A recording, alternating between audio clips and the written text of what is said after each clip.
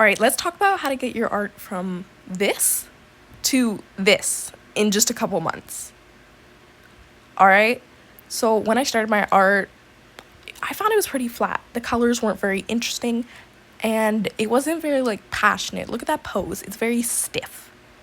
Okay, what I found that really helped it is I would take specific poses from Pinterest. Of course, I was doing that before, but this time when it was a human, I would allow myself to trace the human, all right?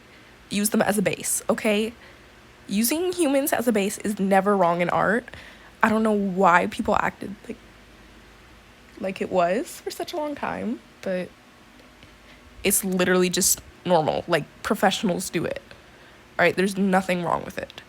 The only time it's a problem is when you're tracing somebody else's art without giving credit and you don't have permission to do that. All right? And I find I edit the proportions to fit the character I want more.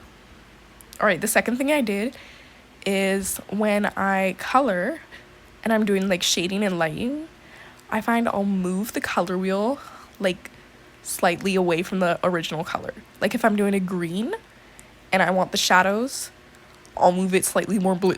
If I'm doing a green and I want the highlights, I'll move it slightly more yellow. So I find it really makes the colors pop more. And then I kind of worked on studying the shapes of the body, like how shadows would work around that.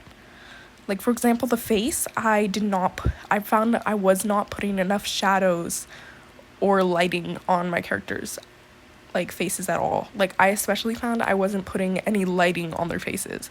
I was really just doing shadows. So remember, lighting's important, okay? And then it's lots of fun to give your characters makeup. So if you want to spice your characters up, I say go for it. It's honestly, it's been so much fun. And of course, I really needed to just find something that would drive my art. I did not have any, what's it called? Like an inspiration. I didn't really know what I wanted to draw. I would just draw random OCs. I mean, there's nothing wrong with that, but now that I've found a characters that I do really like Raku-chan and Kaneko-chan from Nyan Neko Sugar Girls, I have such a fun time drawing them in different poses, doing different things.